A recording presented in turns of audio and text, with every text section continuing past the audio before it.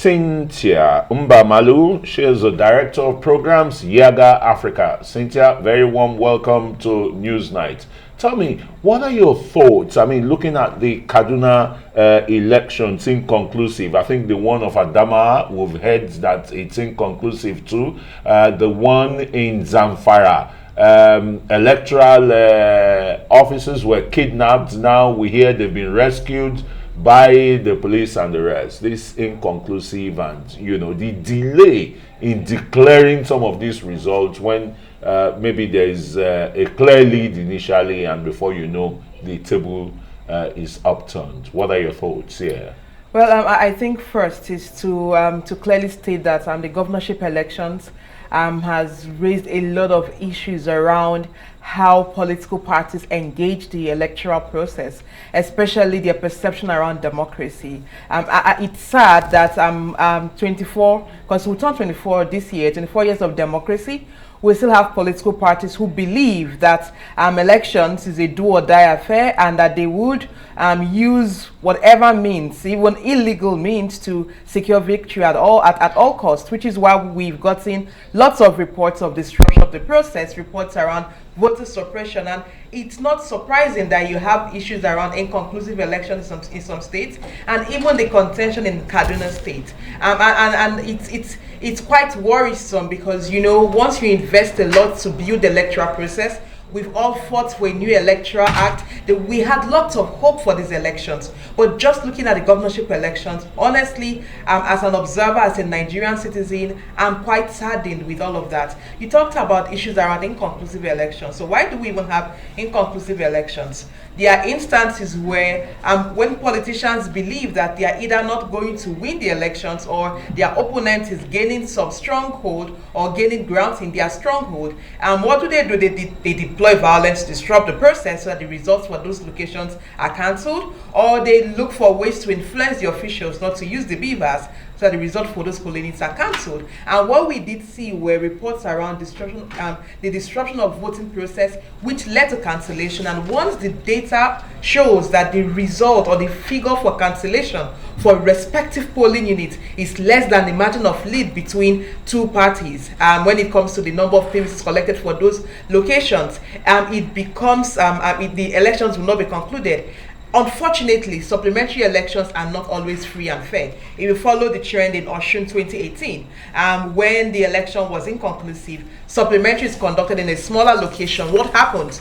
The most violence is deployed, and for those who have state power, the machineries of the states would be used to secure victory at all costs in those smaller locations.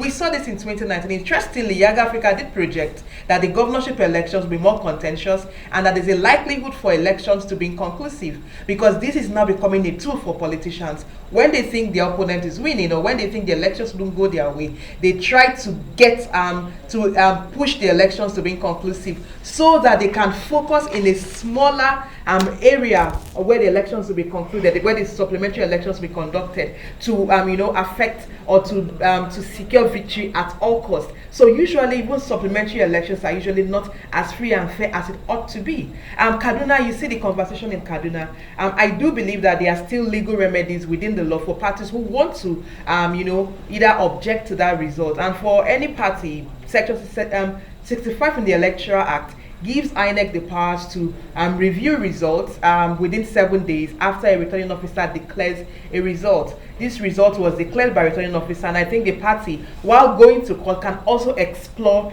this section and send in a report to INEC to review the particular result if they have sufficient evidence to question the outcome. Thank you, Cynthia and Mbamalu. Now let's go to our offsite studio where we have Epelle, the CEO, founder of TAV Africa. Thanks for joining us. I don't know if you were listening to our correspondent in Kaduna State, just recapping what has been happening at the Collation Center and the declaration of a winner for the governorship election. Just what are your reactions to the issues and the dynamics that has followed this process in that state? Unfortunately, I didn't hear anything from that correspondence, but I watched and got a bit of what is happening in River State. So if you want me to speak to that, I will be more than happy to do that. But I didn't hear anything from the Kaduna correspondents.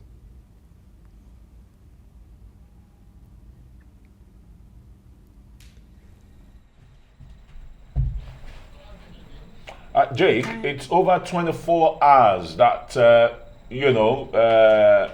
the people, the electorate in River State have been waiting for just one local government result to, be declared, and the entire process would have been brought to a conclusion. But 24 hours after, the people are still waiting. What kind of electoral process is this?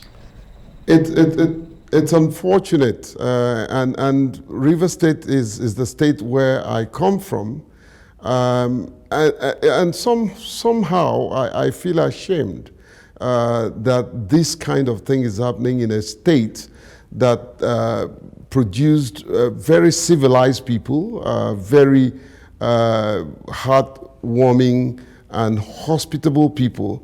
What is being done right now, turning, maiming and killing of people, innocent people are dying, and yet the question that I ask sometimes when these politicians behave in such an inhuman manner is, after the election, who are you going to lead? Who are you going to govern? After the election, if you kill everybody, if you make the place ungovernable, at the end of the day, who are you going to govern?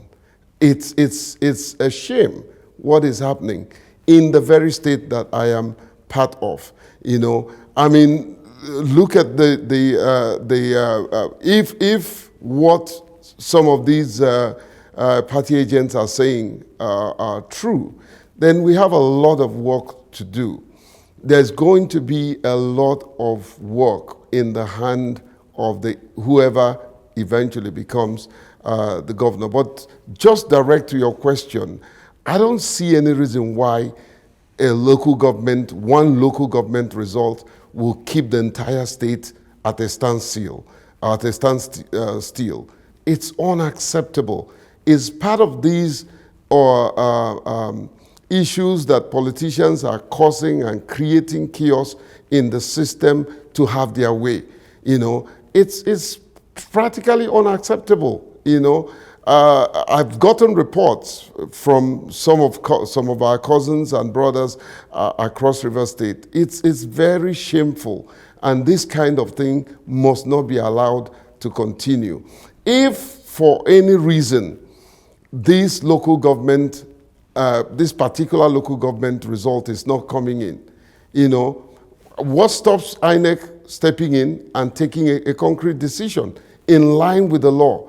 Why must one local government result hold the entire state spellbound, and we don't know when the result will come in, and therefore we don't know when we will know who actually won the election? All right, this is unacceptable. Okay, Jake, I think you've hit the nail on the head. Let's come back here and speak again to Cynthia. Let's look at Delta State. I mean, it was a ding-dong affair until the results were announced, and the PDP, traditional Delta strongholds, they've been in power since 1999, and of course Okoa playing his trump card, that a leader who had started from the grassroots as chairman of the then INEC local government and rising as commissioner SGF and to the Senate, and of course the outgoing two-time governor of the state,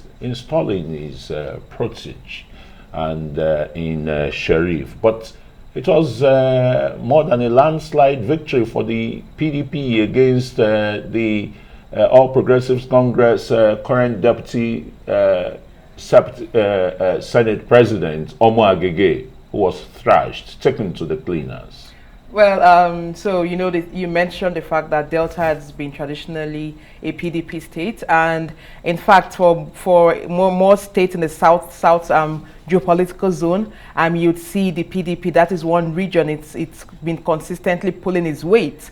At least if you look at the states that the PDP has within that region, and then I think for Delta, it was expected because Yaga Africa's PVT data did project based on our data that the PDP would win the state, and so that when the result was announced, we understood that was what we were expecting. If otherwise it was announced, we would have raised questions to that. But for me, it's beyond just winning the state because yes, we've had the PDP in the state for so long, but the question is the state economically viable? And I think for the newly elected governor, what is important is to have that developmental agenda that sets the state on the right track.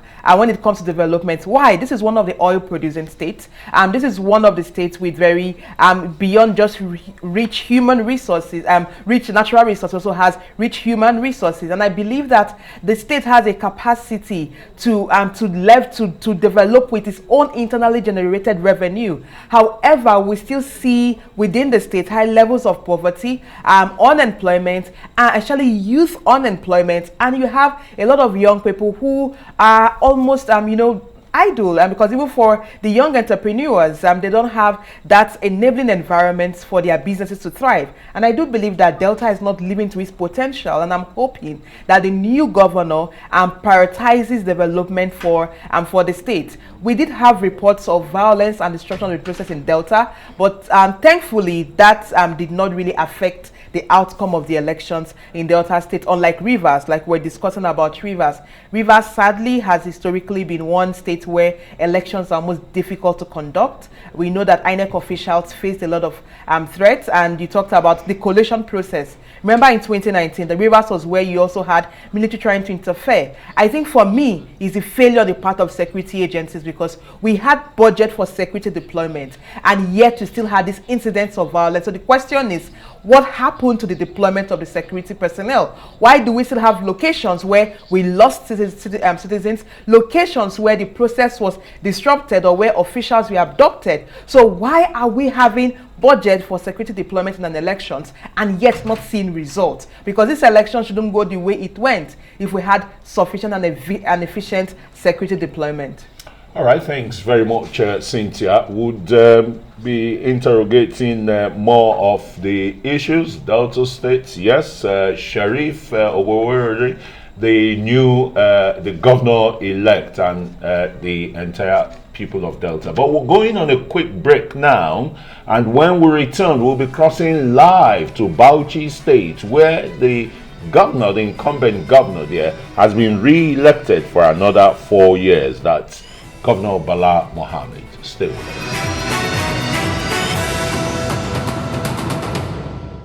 We still have in our studios Jake Epelle and Cynthia Mbamalu, and they will be looking at the issues of attacks on INEC officials, voters, and even security agents, making the issue of elections inconclusive, voters' apathy, voters' suppression, and the rest. Maybe I should start with Jake, particularly with some of your members who even have challenges and the rest. It must be very distraughting for them, Jake. Absolutely. I just watched what looks like a show of shame. Unfortunately, that's my state, and I'm very proud to be a Rivers man and a Wani man, but this is not a time and a thing that I would like to see. My brother Fowara, congratulations, but you're going to have a lot of work to do, a lot of healing process, a lot of trying to bring an already divided state. You're going to work hard to unite these people. It's going to be a tall order, but I hope you will do it in humility, with dignity, giving everybody a chance to participate in your government. This is unacceptable, what we have seen. This what has been on television for some time. This is not the true reflection of a typical Rivers man that walks in dignity and pride, but also in humility. This is not what we hope to see in a democracy that we should have nurtured to bring the best of it. But let me also use this opportunity, Christian, to talk to my people. This is not the time to take to the street. This is the time to come together. And those who are aggrieved, you have every right to fight for your right. But please don't go destroying lives and properties. We have had enough of bloodshedding. We need to work together and rebuild the broken state. Congratulations, but please celebrate in humility, celebrate with a heart that will be open to have others contribute to what you're doing. But when will this hotbed of insecurity, of shame, when will it stop in our dear state? When? Let's just come back to the studio for a bit and talk to Cynthia Mbamalu, who's with us. Just your reaction to what's going on right now in Rivers State. And also, earlier we spoke about Abia State, where there were some reports of INEC staff, ad hoc staff, officials being kidnapped, being assaulted. And this not only happened in Abia State, and we know we've been focusing a lot on the safety of the citizens, safety of the voters. But what about the safety of these people who are working for INEC? They're literally doing their job and they're working for free. And they have their lives in danger, not only from the thugs, but also from aggrieved Nigerians who feel like these people are not being truthful in the way that they're handling the process. What are your thoughts on that? And also, what are your thoughts on the training of these people that have the lives of Nigerians in their hands in this election period? Yeah, very important question, especially because, like we discussed earlier, election is a civil process that ought to enable citizens to exercise their constitutionally guaranteed right in a free and fair process. But not just citizens, but that the personnel who administer the process are also safe and secured in doing their job. Especially because we know the Nigerian context. A lot of these ad hoc officials are young people from the Nigerian, from the National Youth Service Corps, and we also have, sometimes they go to the institutions for to provide some assistance to make up the numbers where they don't have enough from the NYSC. And so it's quite unfortunate that we have personnel of the Electoral Commission who are mostly ad hoc staff. They're mostly given stipends, so it's not like they're giving huge allowances to do this job. So it's a bit more around a job that you call for God and country. However, we see reports, or we've been seeing reports of personnel of the Electoral Commission attacked. We actually got a report from Rivers where one of the officials was beaten up with a machete. We've gotten reports of people abducted and in some instances who also lost their lives. And it's quite unfortunate that for such a civil process, we have personnel of the Electoral Commission subjected to such inhumanity. So there's that part of the conversation. The other part is around capacity, because for some of the locations where the officials had their lives threatened, it was also as a result of dissatisfaction from voters with the conduct of the process or the outcome of the process.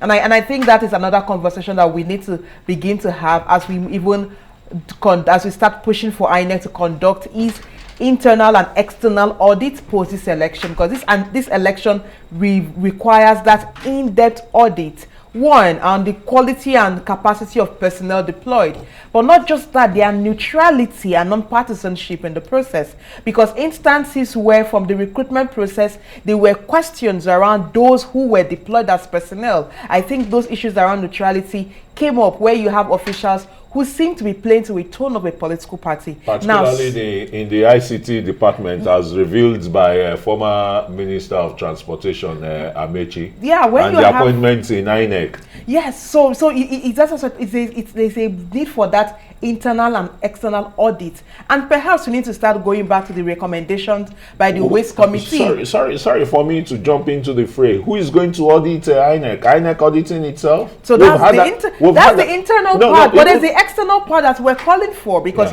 ordinarily what we have INEC doing is internal reviews where it has this post-elections audit. But for this election, we need INEC to also have independent bodies that audit the institution. It's just like what you have institutions doing. Like Yaga Africa, most times when you want to have an audit, you reach out to the big four, the big fives, the audit firms to audit you, because you cannot expect your internal audit to be the only framework that you use to assess yourself. And I think for these elections, we need that level of external audit to the Electoral Commission, but also to start engaging in policy reforms for INEC. Questions around appointments, for instance, because we know that in these elections, we had resident electoral commissioners that were complicit in the role, electoral officers. Party members. Yes, who were party members, who were partisan, but even those who also interfered with the integrity of the process, people with questionable characters. And I believe that it boils down to the issue of appointment, and perhaps we need to review that provision around who appoints resident electoral commissioners, national commissioners of the commission, and even the chairman of the commission, even the directors of the commission. Do they write exams, and what kind of? Well, I mean the directors, they are under the civil service, because there's also the bureaucracy within the institution, and at that level, for me, when it comes to issues around promotions and issues around who heads respective departments, capacity, competence, and character needs to also be the driving force, so that for an institution like INEC is beyond just the usual civil service promotion, that the issues around the exams and how people occupy specific offices are clear-cut. But we need sometimes we forget the EOs at the local government levels, because when you talk about things around insufficient materials deployed, or even issues around logistics, we have EOs who the reports indicate they were complicit. They were either paid by politicians to interfere with the process, or the budget for deployment were not adequately used. Reports where you have budget to work with transporters to provide as much as, let's say for instance, 100 vehicles for transportation, and you decide to work with them to provide just 50, and we expect polling is to open on time, because conversations with some of the transporters is that when the contract they went into, the budget for the contract and the requirements for on their part were reduced, and so they were paid lesser to provide specific services. And I do believe that for these elections we're learning a lot, and it raises a lot of questions around capacity, competence on the part of INEC, but also integrity. Okay, and from your screen there, you can see that a winner has emerged in the Rivers election. Yes, you can see we have a winner from the PDP. That's Mr. Fubara, who will now be the governor-elect. And you have APC, well, he polled 302,614. You have APC, Mr. Tony Cole, with 95,274. And you have Magnus Abe with 46,981. Well, that's the latest result we're getting from Rivers State after over 24 hours of delay. The electoral body there has finally released the result, and PDP's Fubara is the governor-elect. All right, let's go on a short break. We'll be back with plenty more stories. Don't go away.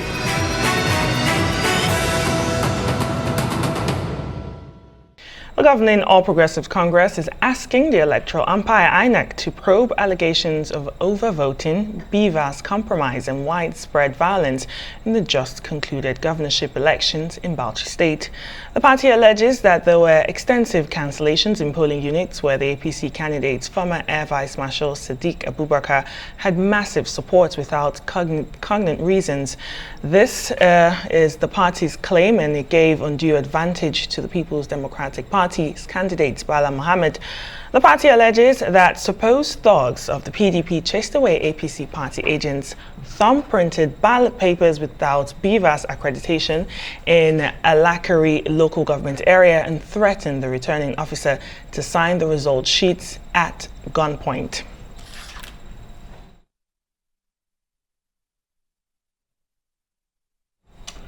All right, let me begin with the lawyer here and the Director of Programs, Yaga Africa, Cynthia.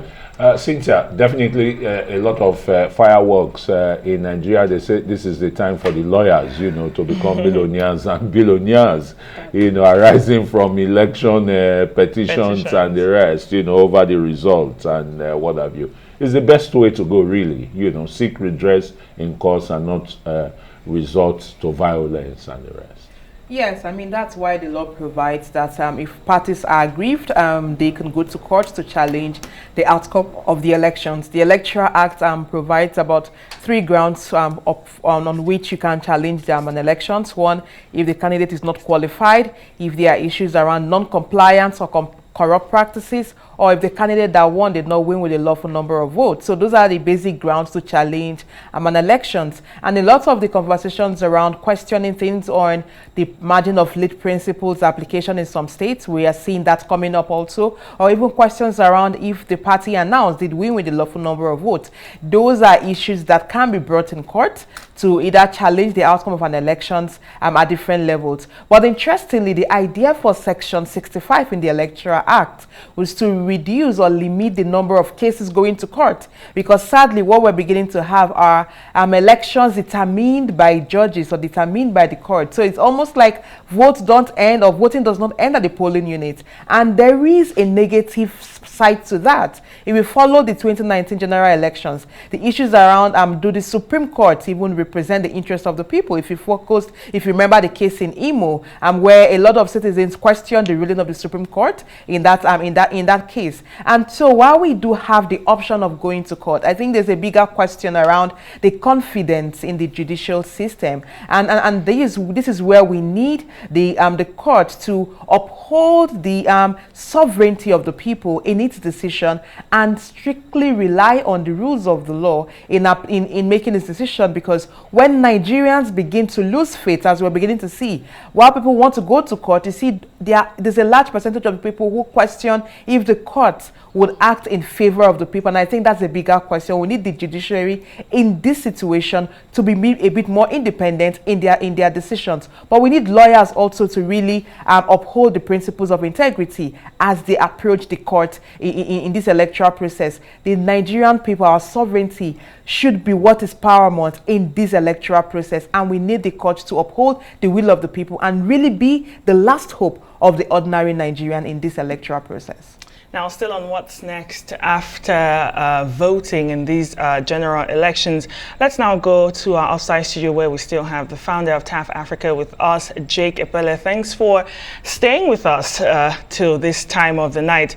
Now, what are some of your expectations of these winners that have emerged in this election, particularly youths? In this election, we've had a lot of youths winning, especially in the legislative part of this election. I mean, we had a 26-year-old lady win a member-elect in Kwara State. So what are some of your expectations of these youth winners? Well, for them to most probably learn from others who have gone ahead of them, build leadership skills, but also for them to be accountable and responsible. There are 3 things that every leader that have failed will have to face. Most of them that have failed had to face. And these young people must beware of these three things. Number one is power. How you use power when you are in position. How responsible you are willing to be. How you will not have to usurp your position to undermine those that are following you. So power. Number two is money. Every leader that have failed, you can trace their failure, that they fail because they don't have that ability to constrain themselves, restrain themselves from money that is not theirs. And so as a young man, when you're in position, you're going to see money that comes with that position. How you use this money, especially when it's not yours. The Bible, I'm a Christian, the Bible says the love of money is the root of all evil. If your decision to get involved in a leadership position is simply because you want to be wealthy, then you don't know why you're coming into leadership. So the use of money. Number three is simple, sex. So you have power, money, and sex. Every leader that have failed because of one, two, or three of these things. And every leader who succeeded because they were able to tame their passion, to have that tamed passion for abuse of power, the love of money, and restraining themselves from a woman that is not their wife. And so, as a young man, you have been given this opportunity. See it as a call, not a job. See it as an opportunity to serve selflessly. Remember, and I always say this, that the day you were born, you cried. Everyone around you rejoiced. You must live your life so well that the day you die, you will rejoice. And everyone around you will cry. That's a life of contribution. As a young man, what would you be remembered for? Is it the problem you solve or the problem you created? So don't go. Thanks so very much, Jake Epelle. Once again, I got to barge in there because we're just receiving more stories where we'll have to cross live. Now, Jake Epelle is of TAF, founder TAF Africa. Let me thank you most sincerely for, staying with us this late. And Cynthia Mbamalu, Programs Director, Yaga Africa. She's a lawyer as well. Thanks so very much.